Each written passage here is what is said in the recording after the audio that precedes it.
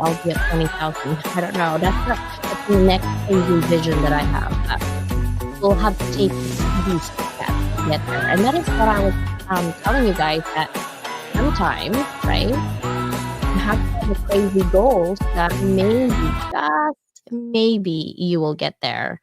And that conversation today with our sister Janice is going to be about entrepreneurship.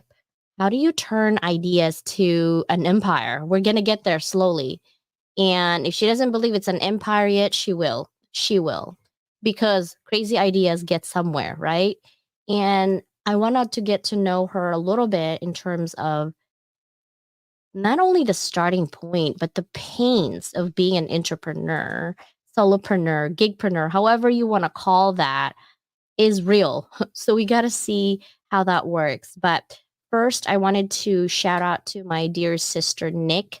We are doing an anthology, sister. I know you're at work, but I am so proud of you. You have no idea. You turn my push into big things, and you yourself did that, right? People give you ideas left and right. Sometimes we all have self doubt, but never doubt for one moment that everything that happens to you is because of you.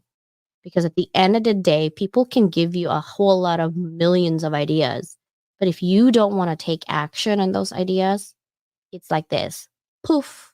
It's like, Jack, where are you? Nowhere to be found. It's just air, right? There's no action, nothing happens. It's just that. It's like knowledge. Doesn't matter how knowledgeable one person is or anybody is. If that knowledge is not used, then it's nothing at that point. It's like iPhone. Think about your iPhone, how powerful this iPhone is, right?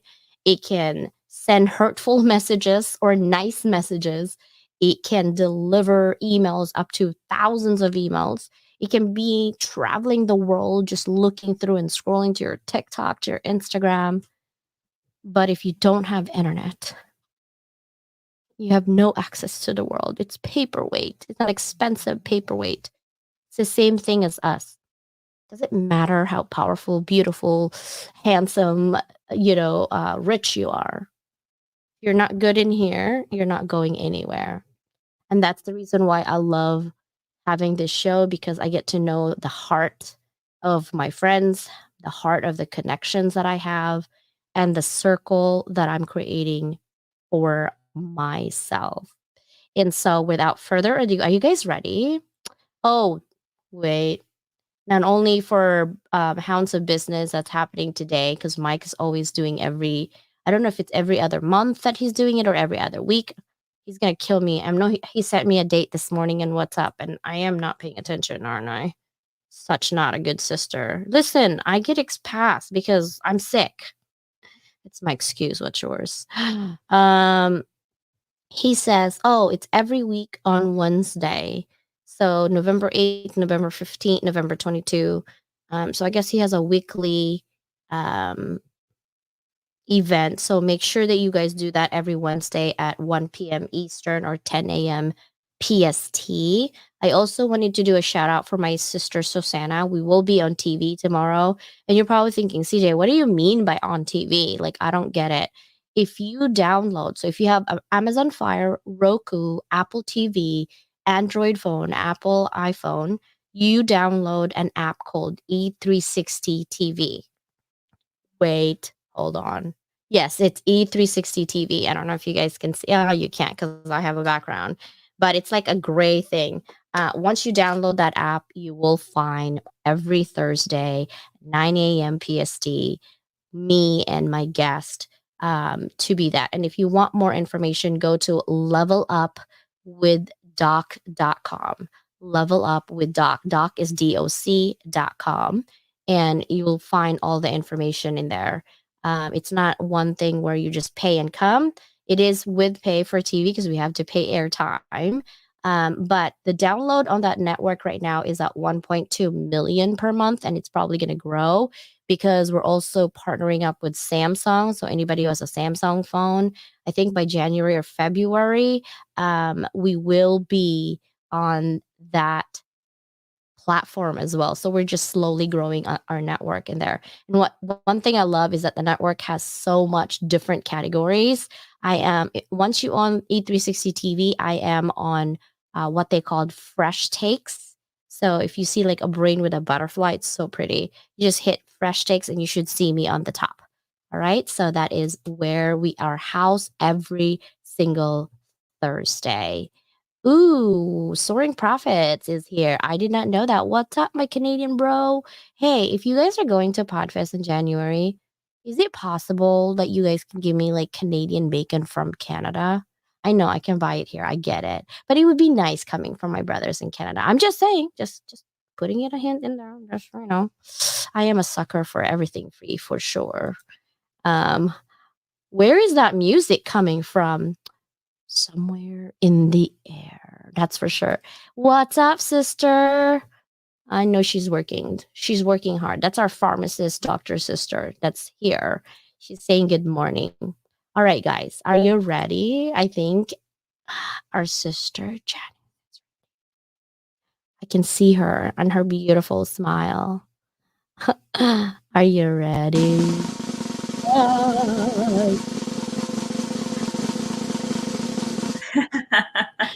Hello, Good how morning. are you, sister? Good. I have a cat on my lap. She likes this area every morning. So she's going to join us today. That's She, okay. You can't see my dog. I would die if she sits on my lap. She's 45 pounds. oh my gosh. Yeah, and the other one's 75. No, it's not happening. But cats are so nimble and flexible, and they're like they stay still. Mine wiggled. I would be like this for Yeah. sure when I'm on live. If she's on my lap, it's hilarious. Oh, it's She so wants a cute. treat. So she's being nice to me right now. But thank you for having me on your show, Level Up with Doc. Oh my gosh, it's an honor to be here. Thank you, Constance. Yeah, definitely. A lot I, of I called our you Constance. I always um know you as CJ. Sorry, I called you I Constance. know. I feel so like Weird. when calls. Well, okay. First of all, when someone calls me Constance, I get like, okay, did I get in trouble? That's how I'm feeling because Yeah. my Yeah. grandmother, she only calls me that. I have a different nickname in my family, and if she calls me Constance, I was like, oh no, I'm in trouble. But people also ask, why is it CJ? It's Constance Leland. Like, where's the J? And I'm like, you don't want to know my full name. It's too long. Just stick with CJ. Jake or Janice. Let's just go with that one. That's true. That works. I wanted to ask this question.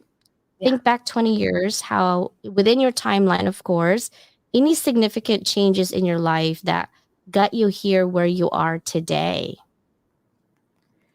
20 years. 20 years is a good chunk of time. 20 years I was in the throes of I throw myself into everything that I do with a full heart.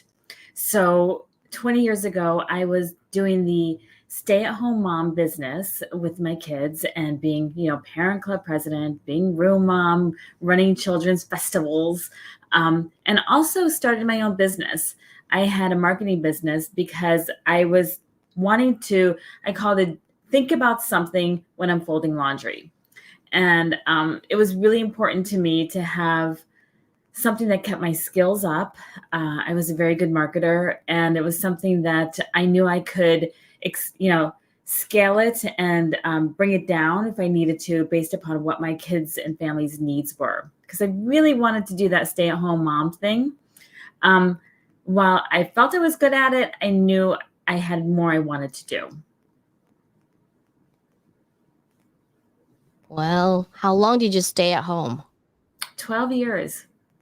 Wow, that's about same as mine. I stayed at home with my two kids until 2014. I kind of slowly got back to work part-time. Mm-hmm. And basically it's like once a week kind of thing, like 5 hours. I was teaching online the very first time. And then after that, we moved because we used to live in Virginia, actually Boston, then Virginia and DC area. And then that's how I got my first online job again. And then I came back here and I'm like, oh, I'm quitting. And they're like, no, you're going to teach online. I'm like, okay. And then I went from 5 hours to like 20 hours and it's still part time. And I still took my kids out. I go and take them shopping with their friends. And then it's to the point where your kids kind of like, mom, don't pick me up at 3 today, or mom, Right. just drop me off over here. It's kind of like little hint. I'm like, oh, it's one of those things where like mom's not needed anymore as much. I was like, okay, time to go back to work full time. But Yeah, 100%. I had, I've always had ambition, and that's something that I think, like you, I've lived in multiple states and moved a lot with my husband, and I had a wanderlust attitude. And now that I'm in the Pacific Northwest, I finally unpacked, and I see Susanna in the audience, and my PDX is in the house. PDX, for those who don't know, is Portland Airport, and I just my heart is with Susanna because it just feels like it's family here when I see her in the audience. It I see does. Michelle and Sia and Raquel. There's so much family with the Hounds of Business community, and Patrick and James. Thank you for being here. Yeah, it is. And I love that, you know, it's like we're having an extended family. Like being an only child, I don't have brothers and sisters. It just gives my heart a little more flutter when I see people from the Hounds of Business, because you basically like don't talk for a while because you're so busy doing your own thing, and then you come back and talk like nothing. There's no in between. You're like, so what's going on? And you just Right. move on the conversation where it's supposed to be. But that is really wonderful. Now, how did Tossie, like how did you started with that idea? Like you're a patented inventor. How did that even start? Well, for most of you in the audience that I see probably know my story, but the short end of it is I was visiting my dad in a care community and slumped over in a geriatric chair. We all know that look. When you fall asleep, you've been there on the airplane, you've been there in your house, and you fall asleep and you get that neck pain. And he looked uncomfortable. And that's really my sole thing, was I just wanted to create something that would make him comfortable because I couldn't find it online. And that was the impetus for it, and it became something that I recognized when I was trying it out on other people, that they're like, wow, they all had the same reaction. And I honestly, CJ, I've been an inventor my whole life. From my first real big invention was when I was an 8-year-old, and I was scared to tell my teacher because I thought she would steal my invention. I didn't know about NDAs back then, so. But it did go to market, but it wasn't me who brought it to market, but it was my idea that I had. That's so amazing. We do inventions we don't even know. Like I didn't know, and I'm still trying to get the paperwork to really see what's happening, because I was told when my grandfather died on my mom's side, he actually supposedly, allegedly, because I don't have the paperwork, I'm still looking for my aunt. He invented the first pen for NASA up there, but sold it to somebody else because he didn't have the money to market it. Oh. And I said, okay, well, so where's the paperwork? There's got to be a trail, Mm-hmm. right? If someone pays you something. And so Right. I've been asking my aunt for that paperwork forever now, because my grandfather died about almost a decade ago. I did meet him. I had a pleasure of meeting him, but only for a short amount of time because I did grew up on my dad's side. So inventions always comes in because of a problem that we're trying to solve, Right. right? And businesses usually will, I always tell my students, because I teach business plan, if your business does not solve a problem, it is a hobby, not a business, Yeah. right? That's really the difference between the two. But I wanted to also like see, okay, now you have an invention, you trying to solve your dad's issue, you created something for him, and then hello, today you're on market live, you're on all this home shopping network stuff. Like talk to us about that and walk through like the pains of from patenting to starting your business and growing it, and still continue to grow. How hard or difficult is that journey? Well, I really appreciate you asking this question, because most people want to know, what's the founder's story? Why did you start it? But the why is I think just a small segment, and it's really the aspect of how to go from like, it's a good idea, to getting confirmation that I think it's a good, like, I think all my ideas are good, right? Like my family doesn't always agree with me, but I tend to like my ideas. And so I was actually looking for work. I had left a very toxic work environment, and there's a community out here in my town that has like a networking group for people who are looking for work, and they support one another. And my husband encouraged me to go to that group. And the day that I went, this gentleman got up, and he was from the Chamber of Commerce in a city next to us, and said, I've got this free class for entrepreneurs. And it is through the, oh gosh, I'm going to blank, the Kauffman Foundation. And having been in nonprofit and writing grants, like I know foundations, and that's a good foundation. So I was like, you know what, I like to be the first one in the pool. He goes, it'll be free for the first 8 people. I'm like, free. That works for me. And in this, and I had I had 2 prototypes at that time for my product. And so I took this class, and I did, we talk NDAs. I'm thinking of seeing people laughing about NDAs in the group. NDAs at the beginning of a business is important. And so I had everybody in that group sign an NDA when I brought my product, because I really wanted to learn, do I have something here? And it was in a 6-week class. And for every time along the road, I kept getting confirmation. So that was the first start, because like you said, an idea, if you don't have the why it's just a hobby. But then it's also an idea that you're trying to bring to market is just a hobby unless you do your homework. You have to have the foundation. And this class started me just leveling the ground. Do I have something here? I like that. Yeah, I like the founder's story, and it's great. But what makes the founder's story amazing is the drive, the why, right? We want to know, why did you do it? So we know that because of a problem, you provided a solution.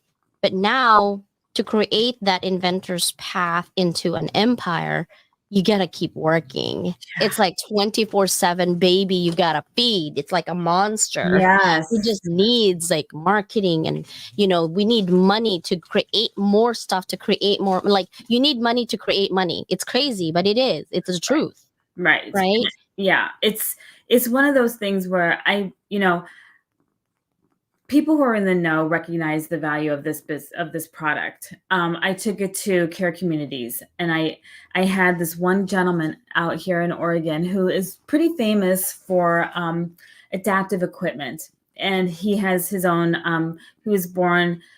He's, I don't know the politically correct, dwarfism, or is short, and he's missing a leg, and he is a record holder in skiing. He runs around Portland on a skateboard. He is just a phenomenal mind.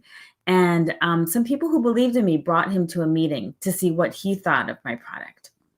And it was the pivotal moment where everybody's super quiet. There's about 8 people, and who are running care communities, who are occupational therapists, who are doctors, who are nurses. And this guy is looking at Tausi. And the room goes silent, and he's mashing it up, and he's sitting on it, and I'm watching him. Everyone's there with a bated breath, and I'm like, oh no.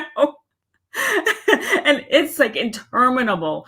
And it must have been at least 5 to 8 minutes, probably less, but when you're anxious, time goes really slow. And so whoopsie. And so anyway,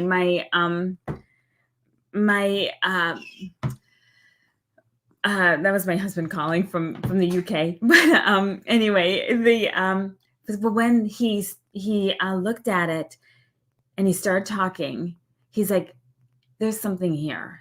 He goes, this is good. And that was like the confirmation I needed. Like, okay, I went home and I'm like, I'm on the right track. This is good. He likes it. And that's what I wanted to capture too. Sometimes we have the idea, we run with it. It's a really good idea. But when there's something or someone who believes in you, not that you need confirmation all the time, but it is so nice to hear people who really enjoy and realize the full potential of what you're trying to do, and then constantly just giving you feedback and changes and things like that. But then you're like, okay, now that I have this, everyone's giving me a pat in the back, it's good to go. How do I market it? Mm-hmm. So talk to me about that plan. That's where you have to really be astute at knowing how to manage your money. And my background is nonprofit. So, rubbing 2 nickels together to get a quarter has been my secret. How do I make events, on a shoestring budget look like one that we had lots of money? So with that skill set, I've been able to manage my finances pretty adeptly. That doesn't say that it doesn't get lean, it doesn't get tricky. Um, but to get it to market, I spent a lot of money on creating a wonderful production here in Portland for my website. All of those aspects cost so much money. So from production to website creation to I have investors. I have two people who believed in me. Tricky Waters is the name of the company. Manish Patel and Mary Swenson of Grawfish Design. They designed my packaging. They helped me with selecting fabric. My logo, if you look at my logo, it's a resting face. So it's eyes closed for just close your eyes so you're comfortable. She designed the Pepsi's logo. So, it's like when you put yourself out there, you wind up attracting some really good people. But getting it to market has been so tricky because then I don't have those hundreds of thousands of dollars to throw into marketing to get heard or not heard. So I've been creative on how I'm getting myself out there, taking chances on different media, different people's shows that have not resulted in a sale. I just don't think the traffic is there, but I can use that video because it was cheaper to go there than to go on to create another video for 20,000. And so I can utilize that. So now as a marketer, I'm like, okay, I can take that content and mix that up for me putting it out there. And so that's value right there. So you have to find ways to create value in what you're doing so you can use it multiple ways. One and done doesn't work. I'm so glad you said that because a lot of people will say, oh, you're not having millions of followers, therefore I can't really talk to you. What you have done is leverage other people's tools, really, right? And platform and utilize it where it becomes content because content is king. It's hard to create content. I'm sorry. Right. And it will cost you arm and a leg. And so Right. having your people out there to really see what it is and what you're trying to do is a battle. It's an uphill battle. And a lot of founders give up after about a year and a half or two because it's just not worth it. It's always constantly trying to pivot and change and pivot and change. Mhm. And other people, when I teach my students a class, I said in business, marketing is 60% of your budget. Mhm. And imagine yourself playing a dartboard, closing your eyes and putting the dart, and you're trying to hit that bullseye, but you have this mask on in your eyes, and you're like, did I hit it yet? Did I hit it yet? This is 5,000. This is 10,000. Did I hit it yet? Right. That's literally marketing. Yeah, I wasted money on a digital marketing company that just it guts me. I'm just like, oh my gosh, it was the promise was there, and I was like, I just don't have time to do this. I'm doing all these other things, and that was a $5,000 experiment. And I had zero sales. And while they say, well, you had one sale, I'm like, oh my god, how expensive was that one sale? Right, that cost me $1,000. No, that's $5,000 sale. Thank you. Right, exactly. But it is. Marketing is the most expensive part of your business because nobody knows what's going to happen, really, at the end of the day. But I wanted to talk a little bit about this. What are the primary legal considerations an inventor should be aware of when working to establish an empire, like based on their inventions? A lot of people don't talk about that. Like, do you need a lawyer? Do what if you can't afford a lawyer? Is there a way to be innovative about that? And how are you going to make sure that people are not going to take your inventions and run with it? Well, definitely a strong NDA is a good thing to have at the beginning of a relationship. Also, I did have an attorney. I sought legal counsel because my whole point about starting a business is that I surround myself with people who know more than me, and I lean on their expertise. I go to events where they'll be there as the speakers. Then you can garner maybe some free advice at that point. So I utilize, my time did not cost me just my time. So when you go into an event, go in with a purpose, know who you need to see, what you need to get, and information. People like to talk about their expertise. So I really leaned on that. I found the best attorney. Her name is Julie Reed. And as a patent attorney, I went to 4 different patent attorneys. They turned me down. And they said, no, it's not patentable. And it was 3 of them were just didn't see the vision and the need for people to be comfortable while in a geriatric chair. I have 17 vertical markets, traveling, in college, on cruise ships. I can tell you all the marketplaces where Talcy is being sold now. But the fact is when I found Julie, and she's just like, oh no, healthcare. She saw the vision. So really, you have to get yourself a strong legal foundation. Secondarily, right now I'm in talks with manufacturing in another country. So before I even did that, I'm meeting with attorneys. I had a meeting yesterday morning at 6 a.m. with attorneys in India, because I'm like, I am not moving forward without the legal protection. It's money well worth spent. Yeah, and that is where I think most people, especially an inventor, will get stuck because they don't have the money to do that. Mm-hmm. Yeah. And And like also, I said, it costs money to make money. That's all I'm saying for business. It does. And really, to be fair, what's happening in the U.S. with her intellectual property protections, we're 26th in the world. We used to be number 1. So I have friends who are fighting for the patented inventors.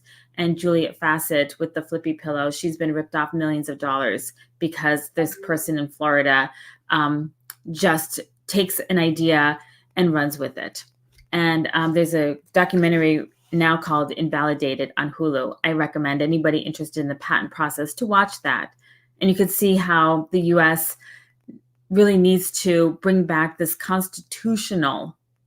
this is written in the Constitution to protect the intellectual property, because we know, the founders knew, that this is innovation makes a country grow.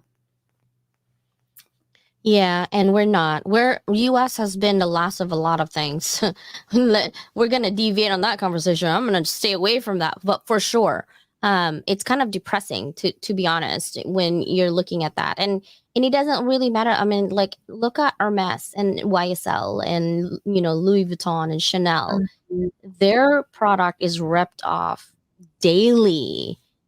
From all this fake stuff happening. Of course, you're going to have to establish yourself. And one thing that I love about the interweb is that when you already have your place in there and you have patent your stuff, nobody else can claim it because it's visible. There's a trail of what you're doing if ever it goes to court, even if it's a high court. And what other people don't understand is that if you're going to go to court and the legal system internationally, if you think you can't afford a lawyer here, it's going to be a different story if you're trying to sue someone outside of the United States. That's a lot. And it's just crazy. Yeah, it is crazy. And you said it right. Like, I know, truthfully, it's going to cost a lot of money to defend a patent. At that point, that's when you want to have, I want to align myself with an investor who believes in what I'm doing. And therefore, part of our agreement is that legal protection. So that's really another aspect of somebody who's an inventor and licensing their product. You can put into the agreement that they cover the costs for your protection. Love it. I love the collaboration. Smart idea, because that's what I always tell collaboration. It's because you don't know everything and you can't know everything, and it's not possible for you to pay for everything. So if someone is an investor, of course they're going to protect their investment. I mean, who wants to lose money in the first place? Right. So it's a win-win. So knowing those things, like, I didn't know any of this when I started Talcy. It's one of those things where you read. I'm a voracious reader. I listen intently. I go to podcasts like this that you're doing, Leveling Up, and being able to hear other people's stories. And there's always a nugget. It doesn't matter if it's something that's so unrelated. I love listening to this and having it playing in the background, because the fact is that people are generously sharing their experiences, and our stories are not vastly different. We're all trying to get from point A to point B, and how they do it has a lesson for me in there. Yeah. And I love the lessons learned because like you says, I love listening to people's story because Mhm. like you said, even though it's different, it's the same, right? The Right, journey right. might be different though because it's a different person who's doing it. But if someone is thinking of doing an invention right now and having trying to do a patent, they could get ideas like, oh, collaboration is definitely better for me because I can't afford certain things. And if I attract a good investor, they have enough money to support that, they can protect and help me protect the inventions as well, which is great. My other Exactly. question is how important is market research and analysis in determining the viability of creating an empire from a specific invention? You literally talk about, like, I didn't know anything about this. And I went to, places and networking what I need. If I need a lawyer, then I go to a networking for lawyers and things like that. That's a great way to look at it. But now I really want to hit that little middle ground that people don't see the dirty side of, being a founder and inventor and doing your research. What are some of the things that did you do? What are some of the techniques that you actually created? Uh, First, a business plan. A business plan is essential when you're starting out. You set up your business to have legs. Again, you have your foundation. You're building this. See, in the audience says, board of advisors. Absolutely, a board of advisors is very helpful. And my board of advisors have changed in different phases of my business. But I did a business plan and I did the deep dive in market research as to, who needs positional rest, who needs positional comfort for optimal recovery. Heart patients, cardiologists. So I talked to doctors. I had focus groups. I pulled together. I was on the advisory board for my mayor's 50 plus advisory council. And so I launched a citywide event in my city called Lake Oswego Celebrate Seniors. I invited the Speaker of the House, the mayor. The mayor couldn't come, but the speaker came. I had our legislators. I had the mayor. I had our metro councilors. I had all of the care communities were invited, and then the seniors. And so at that, I actually did product research and I got people's feedback, and they didn't know they were doing focus groups for me. But this this was me running an event. I got press, and then I happened to also have this company that I was starting. So it wasn't about me and trying to get my company out there. It's like, what can I do that brings value to other people that I really want their opinions that would have no. And so it really became a wonderful experience. So I put myself in situations where I can research in real time without people knowing they're being product researched. So it was a good experience. Primary research and secondary research. I see a methodology there. I can see it because I teach business plan in every single detail. So Did I pass? yeah, primary Yay! research though is expensive. So the way you did that was brilliant, quite Thank you. honestly, because Thank focus group takes a lot of time. Also, when you're asking questions, your questions can make or break your study. you. So if Hmm. you really don't think about SWOT analysis, if you guys have not heard of it, strengths, weaknesses, opportunities, and threats of your product, you can't ask the right questions. Therefore, your outcome is also not the right outcome that you want. Right. So every Right. single steps in there has to be carefully crafted because first, most people will do the easy route, which is a survey. You can get Survey Monkey. You can even do a LinkedIn poll, right? Hmm. But that's the quantitative part. You're Right. looking at the numbers of how many people said this. Right. And it's not really asking the right question when it comes to the deeper part of that. Like, yes, I like a pillow. Oh, yes, I'd like to go to sleep. Yes, I don't want to have a pain. Right. But you're not really saying, like, okay, do you have a sleep apnea problem? Or is Right. it more of a pain for because of migraine, maybe a recent surgery? You can't do that on a poll. No. So then you're going to have a focus group because you're going to test things, right? Which Yeah. is great. That is the most expensive. Primary research, guys, if you don't know what that is, it's literally survey, focus groups, and interview. Those are Uh-huh. expensive. And so when you extrapolated that information and marry it with an event that you're already running anyway to help other people along with yours, brilliant. Like Janice, yes, bring it. Thank you. Yeah. Thank you. Yeah, we had 230 people come to that event. And then I took my product and I got into a research capstone project at my university. So then I had a professor and his whole class work on my product and really do another deep dive into it. Because I honestly, CJ, I went to people to find out why this does not work. That was my goal. I did, I was putting some money into it, but I'm like, okay, when I start putting real money into it, when I start raising money, I need to be able to say to investors, yeah, I'm not just a fly by night, like, oh, if I like a Judy Garland, if you build it, they will come, or, that kind of like, let's put on a show. I needed to make sure that I did my homework. And so doing the capstone project with the university was really an amazing exercise to work with those students. Oh, I'm sorry. You would have been on my capstone class for sure. But what I do with mine is I use either Harvard or MIT study, and I play a game within there. And I actually have this inventor of a software on project management and a hybrid of really getting into production. I'm going to find that, Janice. I'm going to want you to play that game. It's actually on the app, and it's free. I can get it for free. I used to run an MIT, an annual MIT competition with real money all over the world to get the best economic students out there.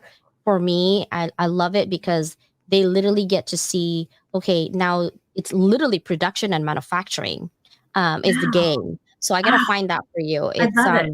Yeah, it's a really good, and I basically prep my students, my class. I pick the best ones, like with the best GPA and the best like paying attention. And I take the IT people, even they're like, has nothing to do with economics. I'm like, yeah, but I need your calculations, prediction, analysis. And they're like, Dr. Leland, I'm like, it will work. It will work. I promise. I love it. I love it. And I love the amalgamation of things that you were putting together to create something that you want your baby to grow. Right. And I love that. It's just so amazing. Yeah.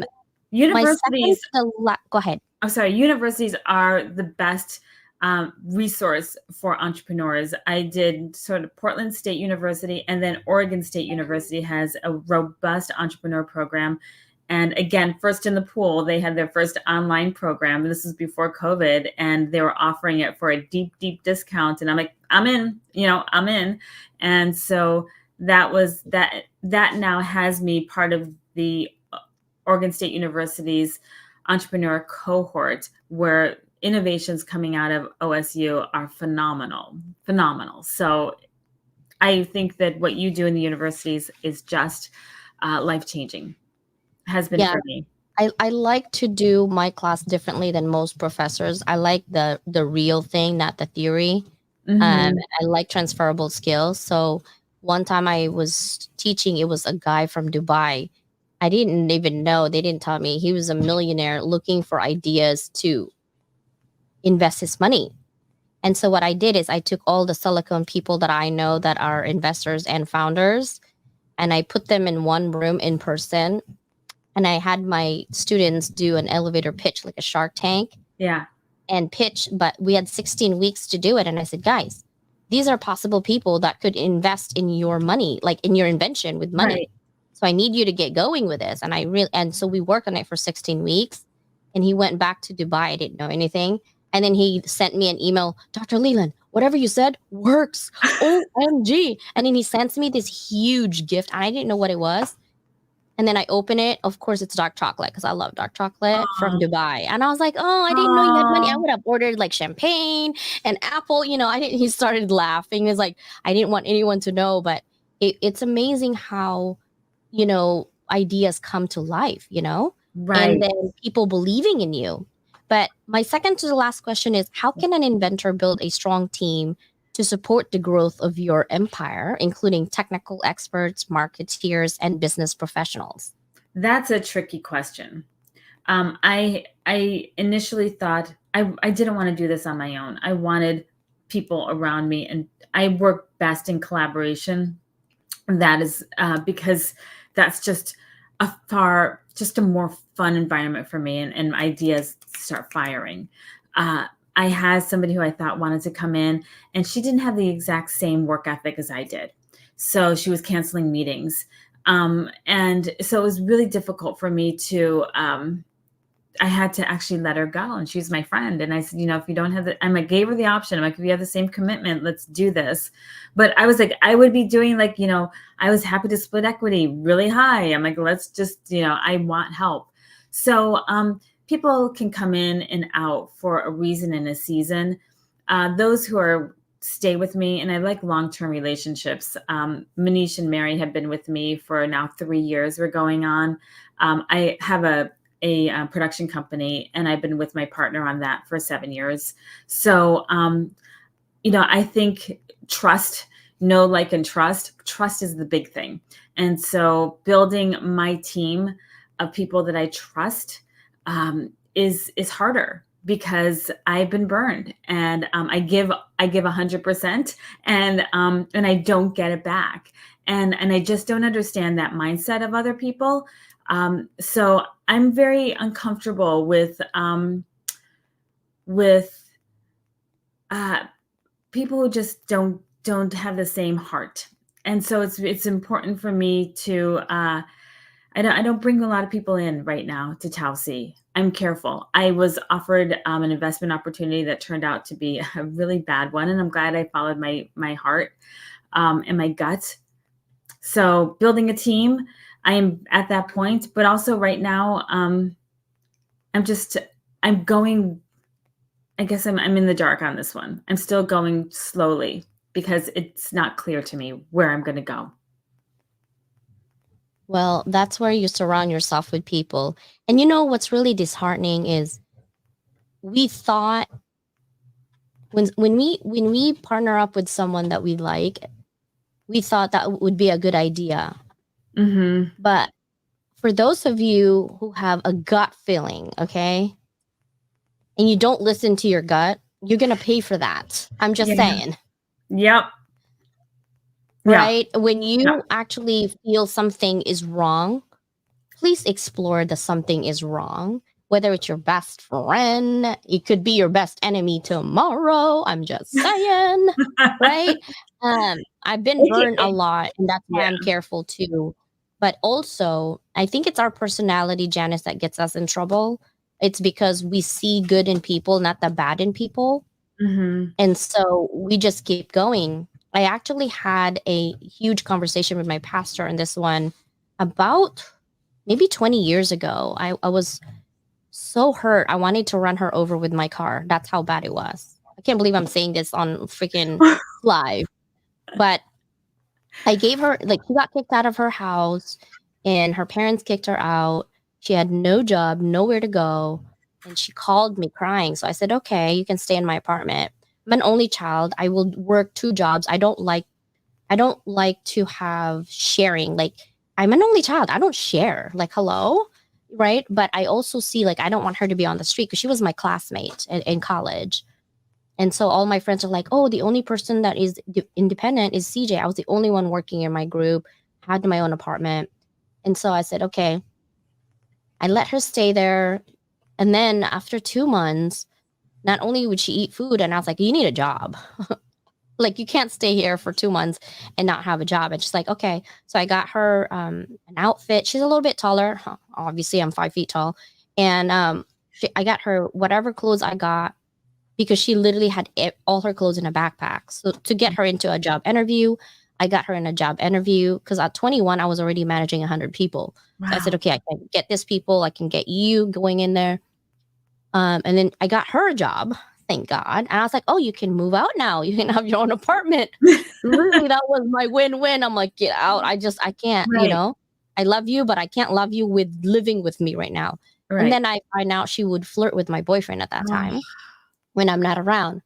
that didn't really bother me, because to me it's like, if my boyfriend is supposed to be for me, then he would have made better decisions. And Right. if he doesn't, then he doesn't. That's just how I see a relationship. Then she had the nerve to talk crap behind my back, and I lost it. She talked to one of our best friends like, "Oh, CJ gave me like an old clothes," and it's like, oh my god, and I'm like, what, I'm gonna buy you new clothes too, while you're already staying here for 2 months for free, eating my own food and getting my internet and flirting with my boyfriend? Like, what? What's Yeah. really funny is I had a cat, and my cat did not like her, so at night she would get scratches on her leg from my cat. It was hilarious. They don't like each other. I don't know why. My cat just knows, I think she was bad. And so she was like, and her cat just always scratches me and da da da. And then my best friend's like, oh, she said that. And so let's just say I said a lot of colorful words when I was young. I'm very hot headed. I get petty to the ground like a 2 year old. I will drag. And then I told her, so one time she was working late, and I said, once you come out of that, I will run you over with my car. I will just call 911 after the fact. And then my aunt called me and said, CJ, we don't murder people. I'm like, tonight I am. Tonight I am, because she's so ungrateful. And so my aunt came down to my work, took me out at home, and I threw all of her stuff in the swimming pool. Okay, I was petty. And I'm like, you can pick up your crap. Her computer floating in the swimming pool. That's what I Wow. did. I I'm not was getting that. mad. Yeah. Yeah, because you just don't know how hurtful that is when you're trying to help people, Mhm. and at the end, you're still the bad person, Yeah. right? And so I had to get my pastor to talk to me, and I said, I don't understand why I'm attracting people like that in my life. Like, what did I do so bad? Like, and he's like, it's not that you did something bad, it's that you attract people who need your help at the moment. And some people you attract will give you something good that you want. And it's just a stepping stone for you to learn what and how to see people, so you may help others see other people who are like that. And listen, Janice, when you're telling me like that at 21, and I'm like, yeah, whatever, I still want to run her over. I literally told my pastor that, and he's like, CJ, let's not sin right now, please. I was like, okay, please bless me of something, holy water, because I can't. It was just too much. But Right. now I realize what he said is true. People sometimes we attract for good because we want to create good energy. And the people who hurt you is there for a reason, to give you a lesson learned, so Yeah. you can help other people see later on what not to do and how to avoid it. So such wisdom, and what a great story. I think the lesson for everybody listening is that if you ever encounter a business relationship, go to Dr. CJ and just say, okay, does it pass the CJ test? It's like there's the Bechtel test in films, and we'll have the CJ test in business, because truthfully, it is important for me that I don't live in a toxic environment. I've done that in my businesses that I've worked for before. And everything, Telsey's all about comfort. And even like it's important for me, the people who are manufacturing my product have to be treated really well. That's why I have a video of my factory on my website, because I want everybody who's buying it to know that they're treated well. They have a living wage. And sure, can I get it someplace else where little children are making Telsey? Of course. It's not my values. So adhering to my values in competition sometimes with the financial costs has never been a compromise. It's having every aspect about comfort has to be there.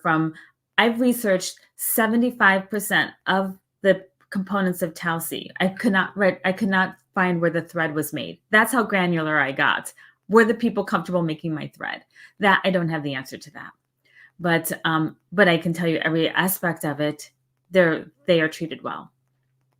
And that's one thing I love about that. It's because you're making your mission to make sure that anybody who goes with your business is treated well with respect, right? Because just because you're sewing today doesn't mean you can't be anything else after. Right. You have to be the best sewer ever possible, but at the same time, you want to make sure that what you're doing and what you believe is aligning with what you're trying to do for the world, right? Right. So yeah, yes, business plan. Yeah, my business plan class is pretty intense. It's 2.5 hours every single day for 4 days for 5 weeks. Wow. 5 weeks. Wow. Yeah, Wow. Yes, yeah. it takes I it's about what it takes to do a business plan. There's so many components of it. You have to think every aspect out, and it's a living document. It's not just one done and on the shelf. Yeah, Michelle, it's SWOT. It's the A is actually an O. It's opportunities. On one of these days, I'm gonna have a free lecture on SWOT and past analysis because it's I teach macro and microeconomics as well. And I love economics. Do Just don't you? make me do business. Because it's really simple. It's just demand and supply, but it Yeah. gets complicated with people's attitudes and intentions and everything else in between. But it's really just that simple. So before we end today, this is my last question. Think back. No, not think back. That was my first question. This one is my last question. If this is your last day today on this earth, what would be your parting message to your current and future families in terms of living life, legacy, and impact? And before you answer that, I want you to really think back about what you have done with Tossie, what you have done with your business relationship and friends, but also what your most recent experiences are. Hmm.